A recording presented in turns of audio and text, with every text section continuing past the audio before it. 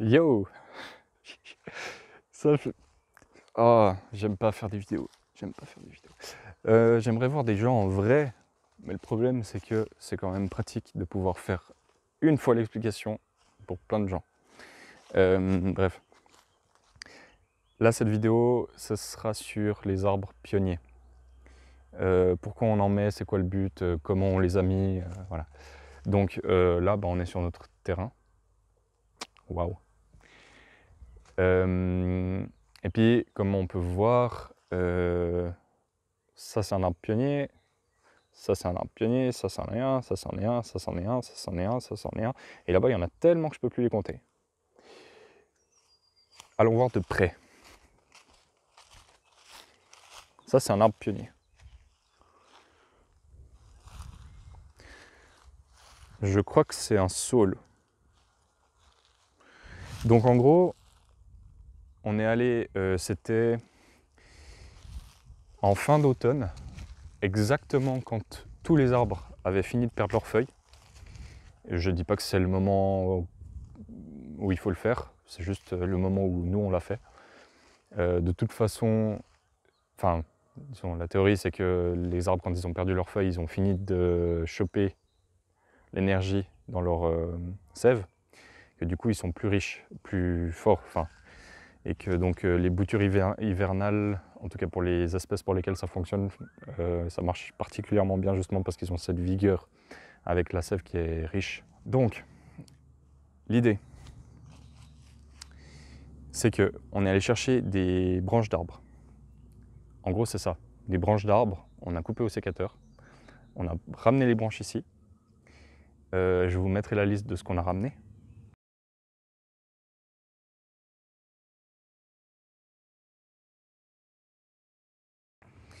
Et on a juste planté les branches dans le sol, partout, partout, partout, partout, de manière non planifiée et de manière complètement improvisée, très dispersée. On a mis un peu de tout partout, on n'a pas regroupé, enfin, il n'y a aucune règle, aucune règle. Et en fait, c'est des essences qui se bouturent. Ça veut dire qu'en mettant une branche dans le sol, comme ici, eh ben, il refait des feuilles et ça refait un arbre à la fin. Et donc, c'est des plantations d'arbres qui sont gratuites et super efficaces parce que, basiquement, c'est couper, prendre, planter. Fini, fertig. On en a mis partout. Le plan est le suivant. Si on les laisse pousser tous à maturité, on aura une forêt vierge. Et c'est pas ce qu'on veut parce que les forêts vierges, on ne peut pas les manger. Problème, problème. Ça, on peut manger. Du tilleul. Trop bon. Donc les arbres pionniers, on en a mis partout. Je pourrais vous montrer, bah, je vais me promener, dès que j'en trouve un, je vous montre. Il y en a qui se sont fait embêter par les cervidés.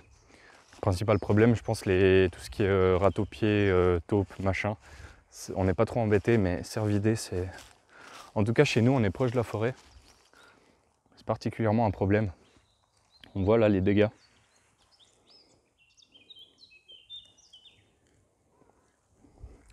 Donc, je pense dans le pire des cas, il va repartir d'ici. Enfin, dans le pire des cas, dans le meilleur des cas. Puis dans le pire des cas, bah, il est mort. Mais du coup, le conseil que j'aurais à donner aux gens qui font la même chose que nous, c'est d'en planter plusieurs au même endroit. Ou mettre des piquets proches des arbres pionniers. Pour que si vous avez une pression des cervidés, ce qui n'est pas forcément le cas, bah, quand ils se frottent que d'un côté. Et puis du coup, ça évite que... Enfin, la sève peut quand même continuer à circuler. Je vous ferai une update parce que je sais même pas si... Peut-être qu'ils redémarreront pas, enfin, voilà. Pourquoi on les a mis? On les a mis pour pouvoir les tailler et faire du paillage. En gros, du paillage de BRF, mais pas broyé du coup parce qu'on n'a pas de machine. Tout se fait à la main, je le rappelle, aux gens qui n'auraient pas vu les premières vidéos. Donc le broyat, on le fait à la machette. Et puis, si un jour on trouve ce machin à manivelle, là, pourquoi pas. Mais basiquement, c'est ça. Donc, on est en train de mettre au point des techniques pour pailler des branchages. Évidemment, on ne va pas pouvoir éliminer des mauvaises herbes avec des branchages, d'où l'intérêt de mélanger les paillages. Mais je ferai une vidéo là-dessus. Donc les arbres pionniers, on en a mis partout. On va les laisser grandir. Certains, on va faire des trognes avec. Certains, on va les tailler de manière assez sévère. D'autres, on ne va pas les tailler. On va utiliser les branches pour faire du paillage. On va utiliser les branches pour faire de la vannerie, enfin pour faire des bricolages. Et puis, on pourra aussi les rebouturer ailleurs pour étendre le truc. Ils vont créer un microclimat, ils vont permettre d'éviter qu'il y ait un trop fort impact du soleil sur le sol, que ça dessèche trop.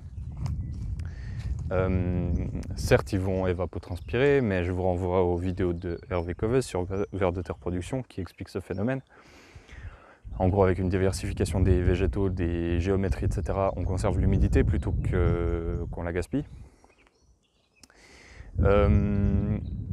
Et donc l'idée, c'est de créer un climat forestier avec des arbres qui poussent vite, qui coûtent pas cher, qu'on trouve partout, et qu'on peut planter. Là, littéralement, on a fait 8000 m² on a en un jour. On était 6, 7. En un jour, c'était réglé. Et on ne regarde pas où c'est qu'on les plante, on ne fait pas de design. Les designs, je vais peut-être en reparler dans une vidéo, mais pour le moment, on n'en a pas fait de sérieux, à part juste quelle zone on fait quoi. Mais à mon goût, c'est un peu une perte de temps. Les pionniers, on en a mis partout. Les arbres fruitiers qu'on a plantés, on en a mis partout. On a juste regardé est-ce que leur taille adulte correspond à la place qu'ils ont, etc. Mais l'idée, c'est que si on a un arbre pionnier et un fruitier les uns à côté des autres, l'arbre pionnier, au bout de quelques années, on va le tailler ou on va l'enlever carrément pour laisser la place à l'arbre fruitier. Il y a le souci, les arbres pionniers, comme ils sont très vigoureux et qui repoussent de boutures, c'est plus difficile de les enlever, on en est conscient. On fera probablement une vidéo sur les techniques pour les enlever sans pesticides ou sans les brûler ou j'en sais rien quoi. Mais ça existe. C'est la grosse impro cet enregistrement. Alors, j'ai peut-être pas été assez clair sur une notion. Ouais, t'as vu mon look de pêcheur ou quoi? Wow! Le téléphone il fait Tarzan. Ok. Un truc hyper important en fait. Je pense que j'ai été trop vite par rapport aux arbres pionniers. Quel est le but fondamental des arbres pionniers? On est obligé de faire un peu de théorie pour ça. Je suis à l'ombre, ça va. Donc,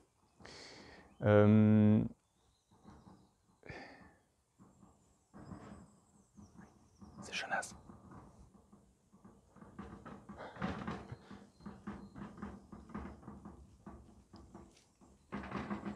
C'est bon, il nous a pas vu. La clé du succès de tout, production de bouffe. Quand on s'intéresse un peu au fondement agronomique du maraîchage sur sol vivant, par exemple, ou du semi-direct, ou de l'agroforesterie, la clé dans nos climats où il y a suffisamment d'eau, je ne dis pas que c'est très différent ailleurs, mais il y a des subtilités, c'est la biomasse.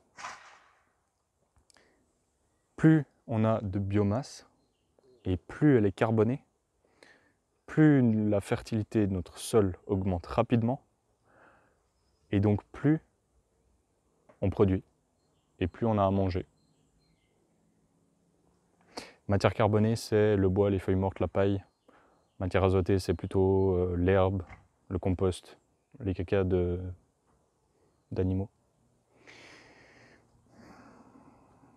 Je vous renvoie vers Konrad Schreiber sur Vers de Terre Production. Il parle beaucoup de ça et c'est super intéressant. Bref, la clé c'est la biomasse. Comment faire le plus possible de biomasse avec le moins possible d'outils, d'efforts, avec le moins possible de terrain Il faut optimiser l'espace. Donc pour optimiser l'espace, il faut que notre biomasse soit produite de manière parallèle. On voit sur ce dessin, ça c'est parallèle, ça c'est pas parallèle. Parallèle c'est moi qui invente, c'est pas un terme technique. Par exemple, les rameaux de noisetier sont pas parallèles, ils sont ramifiés de manière random. Mais dans l'idée, je pense que vous avez compris. Ce qui est parallèle, c'est l'herbe. Ce qui est parallèle, c'est une trogne. Ce qui est parallèle, c'est des bambous. Ce qui est parallèle, c'est un miscanthus. Ce qui est parallèle, c'est... Je pense qu'il y a plein d'idées, plein d'illustrations.